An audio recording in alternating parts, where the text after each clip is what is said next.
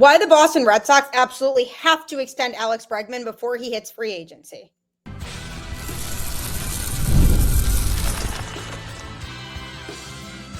You are Locked On Red Sox, your daily Boston Red Sox podcast. Part of the Locked On Podcast Network, your team every day. Hello and welcome to Locked On Red Sox, your daily Boston Red Sox podcast, part of the Locked On Podcast Network, your team every day. I'm your host, Gabby Maljanian, former ESPN social media associate and current host of the Boston Balling podcast as well. And I am here to bring you the latest in all things Boston Red Sox, Monday through Friday, straight to your favorite podcast feed. And want to know the best part? It's all completely free. So make sure you tune in because Locked On is here for you every single day. Today's episode is brought to you by Gametime. Download the Gametime app, create an account, and use code LOCKEDONMLB for $20 off your first purchase. Happy Friday. Congratulations on making it through another week. The Red Sox did make this week a little bit easier by winning their series against the Royals earlier this week, extending Roman Anthony. So the vibes are really high as the Red Sox head on the road for a tough series against the San Diego Padres. Got to keep the momentum going. Got to find a way to win games in San Diego and then in Houston after that. But while the Red Sox look to be a playoff team this season, they also have to think about their future. And one of the biggest pieces of this team right now, who's really made a difference for the Boston Red Sox in 2025, has been Alex Bregman, not only on the field, but also off the field. The Red Sox have to extend Bregman before he hits free agency. So essentially, Bregman signed a deal with the Red Sox that is $120 million for 3 years, but he has an opt-out after both this season and next season. And when he chose Boston, he said that one of the biggest reasons why he chose it was because he really liked the bright future that the Red Sox had. A lot of young talent in the system, guys who were able to go out there and formulate this really strong future of hopefully long-term success. You look at guys like Roman Anthony, Marcelo Mayer, hopefully eventually Christian Campbell when he comes back up, Carlos Narvaez, Cedar Rafaela, Wilyer Abreu. These are all young names of players that the Red Sox see as cornerstone pieces for their future. And that's something that Alex Bregman really liked. He feels like it's a team that's really well set up for success, and he wanted to be a part of that. So he chose Boston, and it's very favorable for him in terms of his contract because of the opt-outs. So prior to him getting injured, because he did miss a little over a month of the season with an injury, prior to that injury taking place, I would have said 100% he's going to opt out at the end of 2025 and go to free agency. But then he got hurt, and because he missed some time, I said, okay, he might not opt out because he feels like he might not get the bag in free agency after missing part of the season with an injury. Now he's back and more time has passed, and the Red Sox and Bregman haven't really had a lot of deep talks about a contract extension. Obviously, right now, it doesn't need to happen, but the closer that he gets to free agency, the more tempted he might be to wait it out and see if he can make a lot of money on the open market. The Red Sox have had tendencies in the past to wait too long when it comes to extending players, and then they decide they're going to go to free agency anyway. And I don't want that to be the situation here. The Red Sox need to extend Alex Bregman because, for one, he's been one of the best offensive contributors on this Red Sox team. He's in the 96th percentile for chase percentage, rarely swings at pitches outside the zone, 91st percentage in whiff rate, and then his strikeout percentage in the 73rd percentile. So he's already well above average in terms of his ability to not strike out a lot. Walk percentage, he's about average, definitely could walk a little bit more, but he is a very disciplined hitter, and that's what you get when you have a veteran. He currently on the season is batting .294 with a .371 on base percentage, .528 slugging, and .899 OPS. Over 299 plate appearances and 265 at-bats with 42 runs scored, 78 hits, 14 home runs, and 1 stolen base. He has been a steady contributor for the Red Sox offense when he's been healthy this year, which is good. That has been for most of the season. And he comes through in the big moments. Not every hitter comes through in the biggest moments when you really need somebody to. But Alex Bregman reminds everybody every single day of why the Red Sox are paying him. And one of the biggest reasons why they're paying him is to come through in the big moments. And he's been doing a lot of that. And you don't want to miss out on that. You don't want to lose Bregman in free agency to another team when he has helped fuel your offense this season. Another big reason why it's crucial for the Red Sox to extend Bregman is because he plays such a sound third base. When the Red Sox had Rafael Devers at third base prior to Bregman coming to Boston, it's not that he was terrible at third, but he did lack a lot of ability in certain defensive categories when it came to third base, and he wasn't able to make a lot of the routine plays cleanly. And there were a lot of mistakes made in the infield due to multiple issues, but a lot of it alluding to Devers and him not being able to make the plays he needed to make at third base. I know it sounds harsh, but it is what it is. Alex Bregman is a significant defensive upgrade from him. So you want to have that sound defense over there. Between Alex Bregman at third base and Trevor Story at shortstop, that side of the Red Sox infield looks very clean now, and just a lot better defense than what we've seen over the last couple seasons over there. So losing Bregman would be tough. That would likely create a spot more permanently at third base for Marcelo Mayer, because Trevor Story would still be here, most likely to play shortstop. So Alex Bregman, if he goes to free agency and he signs elsewhere, the Red Sox would lose that defense. But perhaps the most important thing that a lot of people don't talk as much about, because it's a little bit underrated, is his leadership ability and the way that he's been able to serve as a strong mentor for the younger players on the team. You have Roman Anthony, Marcelo Mayer, and even Christian Campbell, when he was up with the major league team, raving, and I mean raving, about Alex Bregman and the difference that he has made in their personal game on the baseball field. You have a guy out there like Bregman who's watching film with these kids and showing them things that he saw in their swing that they could improve on. You need that type of veteran presence around the young players. And if the Red Sox do make the playoffs this year, which right now that's looking very promising, those young players are going to really benefit from having Alex Bregman here. If the Red Sox let him walk and he goes to free agency and signs elsewhere, that's going to be tough next year with the Red Sox having to fill that hole that's left without Bregman. So those are all reasons why the Red Sox need to extend Bregman, and they have to do it before he hits free agency, because if he does hit free agency, there could be teams that really offer him the bag, and he would be foolish not to take the bag, because that's what he's going for. And as much as he enjoys playing in Boston, and he did say he's definitely open to an extension with the team, he's also a baseball player, and he also likes money. I mean, we all do.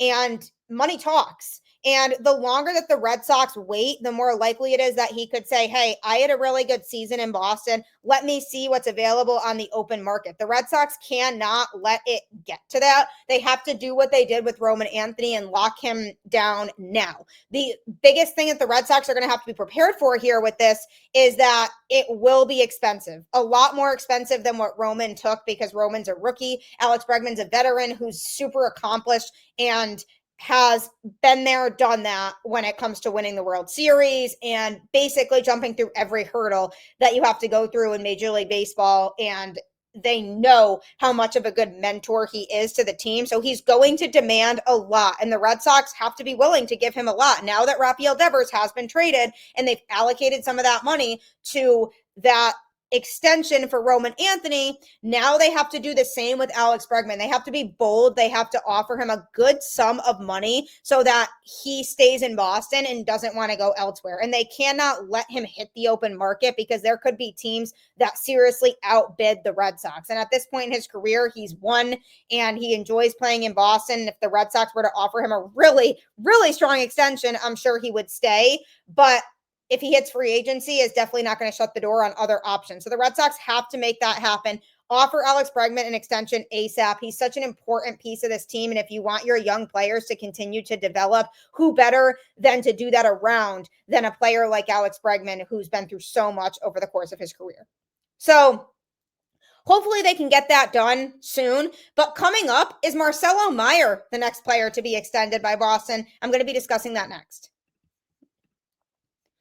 Have you ever decided at the last minute to head to a ball game or concert with friends or family? Maybe it's game day and you suddenly realize you want to be in the stands. That's exactly where Gametime comes in. It's the easiest way to grab last minute tickets without the stress. It's funny because my sister actually texted me about going to a concert in Boston really last minute, and she didn't know if there were tickets available. So I pulled up Gametime and I found a bunch of tickets that are actually available for a really reasonable price. And that's what's great about Gametime is the prices are a lot better than any other ticketing vendor. And it shows you the view from your seat so you can make sure that it's not obstructed, because you know there can be obstructed views. Take the guesswork out of buying tickets with Gametime. Download the Gametime app, create an account, and use code LOCKEDONMLB for $20 off your first purchase. Terms apply. Again, create an account and redeem code LOCKEDONMLB for $20 off. Download the Gametime app today. Last minute tickets, lowest price guaranteed. Gametime will 100% not let you down. I don't use any other ticketing vendor anymore for literally any event that I want to go to because I just get such good deals through Gametime, and you 100% can do that too, especially if you have a family of 5 that wants to go to an event. Some tickets are just not affordable, so check out Gametime the next time you want to go to an event. Should the Boston Red Sox extend Marcelo Mayer, or should they be a little bit conservative when it comes to that? They have now shown that they are willing to extend players that they feel are worth it. Players that they feel are going to be part of their future long term. And Craig Breslow was actually recently asked about the Rafael Devers trade and then the extension of Marcelo Mayer and Roman Anthony and Christian Campbell and just all of these things that have been talked about or hinted at by the Red Sox. And then, of course, 2 of them actually happened with Christian Campbell prior to all this stuff with Devers happening. And then now Roman Anthony, and there's been buzz with Marcelo Mayer, but he said he hasn't been approached by the Red Sox to have discussions about an extension. So when Breslow was asked about specifically the extension of Roman Anthony, he basically didn't really say that the trading of Devers allowed for them to extend Anthony. They just said, we felt like at the time it was the best move to trade Devers, and we felt right now it was the best time to extend Anthony. So not really an answer, but you could wonder in your head, oh, did the Red Sox trade Rafael Devers in part because they wanted that money to be able to extend Anthony? I mean, it definitely could be possible. But the real question now becomes, are they going to extend Alex Bregman? I definitely think that needs to happen. And are they going to extend Marcelo Mayer? Because now 2 out of the quote unquote big 3 have gotten extended in Christian Campbell and Roman Anthony. Campbell is down in AAA right now. He actually went on a Woo Sox record 15-game winning streak and was red hot at the plate during that 15-game hitting streak, rather.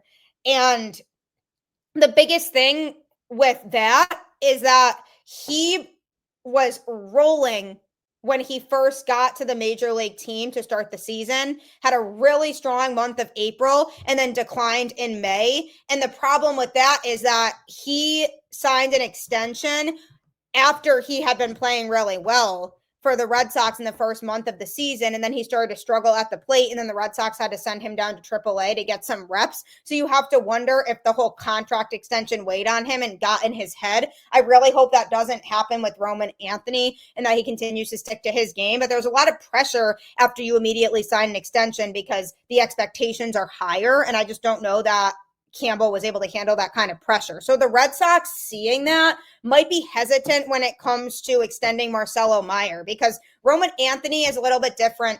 Former top prospect in all of baseball before getting called up to the Red Sox. And they always knew that he was somebody that they saw something really special in, that they know will make a huge impact on the team long term. And the difference with Roman Anthony is that he's showing maturity well beyond his years on the field, primarily when it comes to his plate discipline and swing decisions. His offensive skill set is something that you don't often see out of a 21-year-old. So that's why he has some raw ability that the Red Sox feel will serve him well in the very long term for the Boston Red Sox. Whereas with Marcelo Mayer, he's been playing very sound defense, primarily at third base, because when Alex Bregman was injured, that was where he was playing. And then he has spent some time at second base too. And he's shown very good defensive ability. And his abilities at the plate against righties has been good, but he's been abysmal against lefties. And that's something I think the Red Sox would be a little bit skeptical about when it comes to extending him, is seeing the way that he's able to perform against lefties and if that's an area in which he can improve. And also a big thing with Marcelo Mayer is the injuries. He is a guy that I could see the Red Sox wanting to monitor and make sure that there's no major concerns surrounding long-term injuries before they commit to a lengthy contract with him.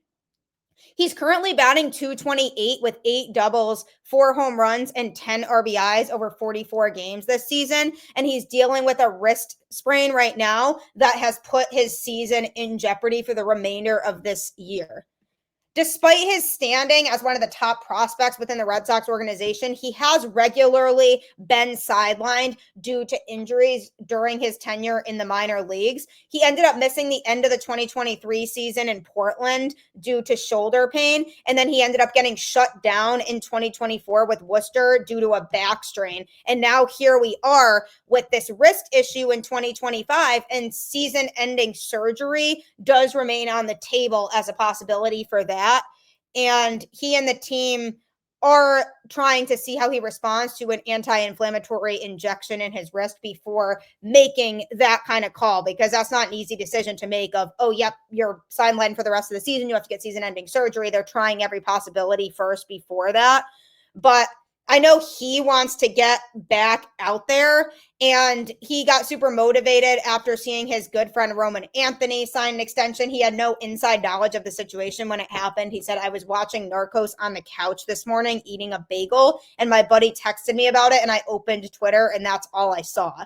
I gave him a text, told him how proud of him I was, and saw him at the field and gave him a big hug. Super happy for him and his family. So that's got to motivate Marcelo. Seeing one of his best friends sign that big of a contract at such a young age, a guy who he's traveled through the Red Sox organization with, that's got to instill some confidence in Mayer of, oh, I could be next. But I definitely see a little bit more of the skepticism with him, because the last thing the Red Sox want to do is go down this road where they lock down Marcelo Mayer long term and he can't stay on the field. I think the potential is definitely there for Marcelo to be an absolute star, especially on the defensive side of the ball, with what we saw from him in his early tenure with the Boston Red Sox. But the problem is, this is the third season in a row in which he's experienced some kind of injury that has had him sidelined for a little bit of an extended period of time. And I just worry that that's going to carry over potentially into the rest of his career. And I worried about this going into the season this year because him missing all of 2024 was not ideal. And I said, okay, he needs to get some reps in Worcester. He needs to be able to play at the AAA level before the Red Sox rush into calling him up. And that was the plan. The Red Sox definitely intended to keep him in Worcester longer. And then when Alex Bregman got injured, they needed another infielder. So that was his opportunity. And now he's up in the majors. So they definitely don't intend to send him back down to AAA. The only reason he would likely end up in AAA is if he's rehabbing from his injury. But there have been so many players who just cannot stay on the field. And I worried about it with Trevor Story. He's a good example of this too. A guy who experienced a lot of injuries in his first few seasons with the Boston Red Sox. And now he finally has had a fully healthy season with Boston. And he's having his best season yet in a Red Sox uniform. Crazy what happens when you get a fully healthy off season and you're not sidelined due to injury during the year. So if I were the Red Sox, I'm holding off on extending Marcelo Mayer right now, because you want to make sure that this kid is able to stay healthy and stay on the field. I'm not doubting his ability, and I'm not doubting the fact that he could be an absolute star in Major League Baseball one day, and that the Red Sox could really use his defense in their infield. That all 100% checks out. For me, it's more a matter of, is he going to stay healthy? Is he going to be a guy that the Red Sox are going to be able to rely on a regular basis moving forward? Is he going to be able to play a full 162 game season? Because that's another factor too, is they play so many games. And if they're looking for Marcelo to be an everyday contributor, he's going to have to show that his body can handle that. And that does sound kind of harsh, but it's true. When you're playing that many games, your body needs to be able to be durable and be able to keep up. And that's something that I would be a little bit hesitant about when it comes to him, is can his body be durable enough to play on a consistent basis? So if I'm the Red Sox, I'm waiting on him. I'm sure he really wants that bag, especially now that good friend Roman Anthony has secured that. And I definitely understand all of that. And I know the appeal that the Red Sox have when it comes to Marcelo signing an extension. He wants to be with his friends and he would love to stay in Boston long term.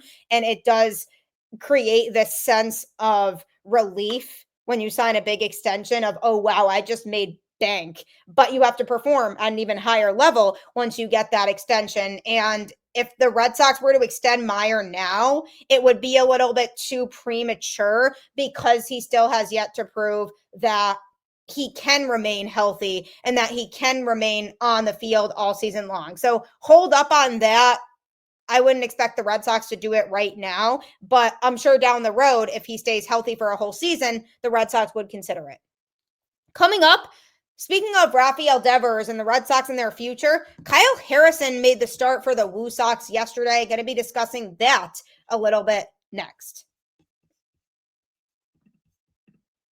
If you're really into fantasy sports, PrizePicks is the best platform for you. It's basically a daily fantasy platform that lets you turn your football predictions into real rewards. With preseason heating up now and college football right around the corner, it's now the perfect time to lock in your season-long more or less picks for the upcoming season, all before week 1 kicks off. For example, I've used PrizePicks for a few seasons now, and I love how simple it is. I can get a lineup in before my coffee finishes brewing. Literally, it's so easy to use. And the biggest plus is being able to win lots of money while doing it. The flex play option is a total game changer. Even when one of your picks misses, you still double your money. Download the PrizePicks app today and use code LOCKEDONMLB to get $50 in lineups after you play your first $5 lineup. That's code LOCKEDONMLB to get $50 in lineups after your first $5 play. PrizePicks, run your game.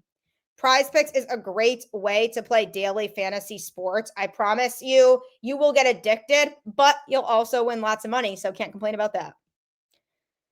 There's been a lot of talk about the Red Sox and where they've been since the Rafael Devers trade, and the fact that the Red Sox have been winning more, essentially, ever since trading him. And it makes people say, wow, maybe Craig Breslow was onto something. Maybe he actually knew what he was doing at the time when it came to trading Devers. And the San Francisco Giants have kind of gone in the opposite direction ever since acquiring Devers. So it really does look like right now, like the Red Sox are better off than where they were.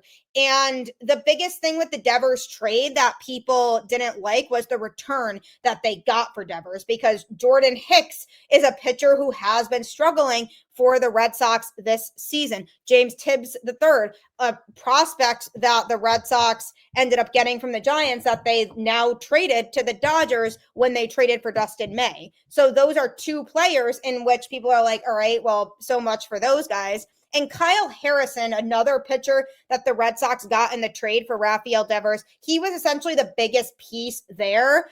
But perhaps what's going completely ignored by people is the biggest return of the entire trade, which is the Giants taking on the entirety of Devers' contract moving forward. The Red Sox were never going to get this huge haul of players because of the fact that San Francisco stepped up and said, we will pay the entirety of his salary. So that's the reality when it comes to that. But when you look at the return that they did get, Kyle Harrison is a kid who is so excited to be in the Red Sox organization. I spoke with him shortly after he came to the Red Sox organization before he made his debut with the Worcester Red Sox. And he talked about the thrill of what had taken place over the last 24 hours and him finding out he had been traded and then essentially coming to Worcester. And I also asked him about his game and what he hopes to improve on the most when it comes to his pitching.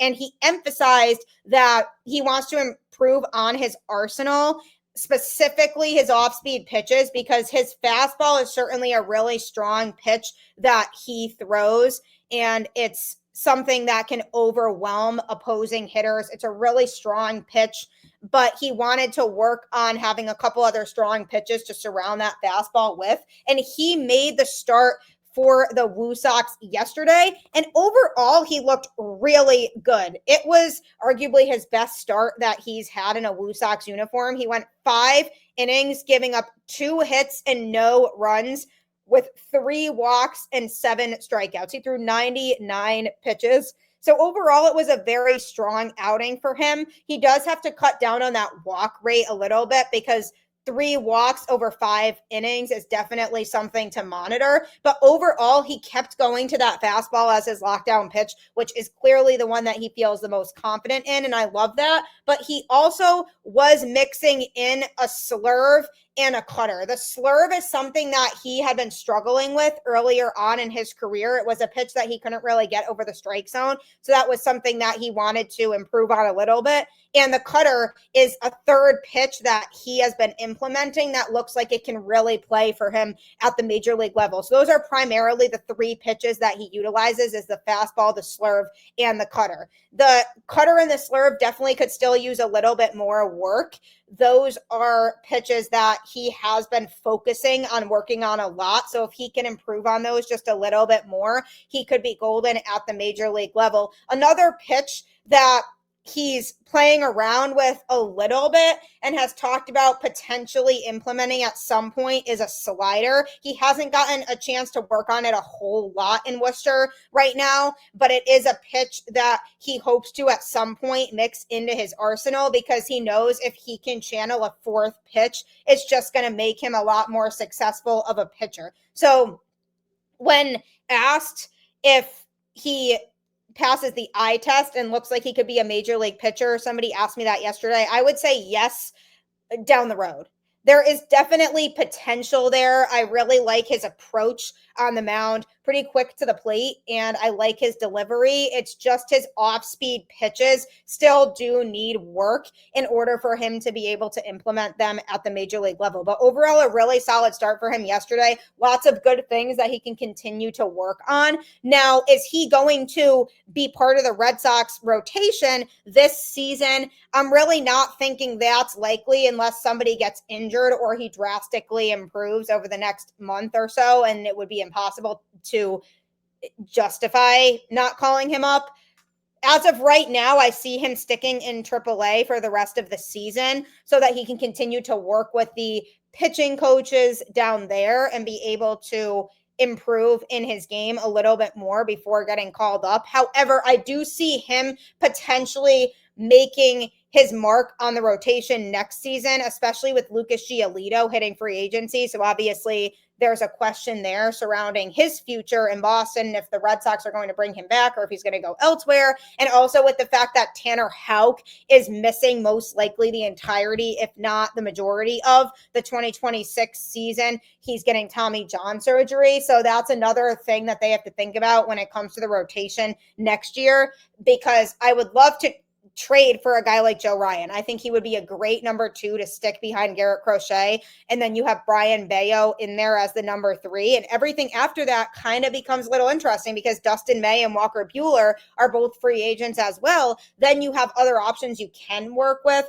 like Richard Fitz, Hunter Dobbins, etc. But there definitely feels like there could be an open spot in the rotation next year. So I think the beginning of 2026 is a more realistic timeline for when we could see Kyle Harrison debut with the major league team. There's a possibility that maybe they add him to the expanded playoff roster if they feel like he's a pitcher that they want to give a shot. But I personally am not testing that. I personally am not throwing him into the fire in the postseason. If they're going to call him up and give him a shot in the majors, it has to be before the playoffs, because a player like that could just completely crash and burn. And I just don't think he has good enough stuff quite yet to be thrown into a playoff scenario. If he has a little bit more time to work in AAA on those off-speed pitches to help complement the fastball, then he could be a really talented starter for this Red Sox team. Again, everything's experimental right now. There's no way to know for sure how successful he's going to be at the major league level, but the way that he approaches his game when he's out there pitching makes me feel like there is a future for him with this Boston Red Sox team. He just needs time to perfect a couple more pitches before he'll be well on his way. So we'll have to see how that goes. I really do appreciate you taking the time to tune into the show and making Locked On Red Sox, as always, your first listen of every single day. Make sure to next check out Locked On MLB Game Night. It's available on Locked On MLB on YouTube or wherever you listen to podcasts. It's our Locked On hosts bringing you the latest that has gone on in all the games every night for the entirety of the season. You can get local analysis on a national scale. It's a great show. You won't want to miss out. So make sure to tune into that next. Keep the faith. Go Red Sox, and I'll catch you on the flip side.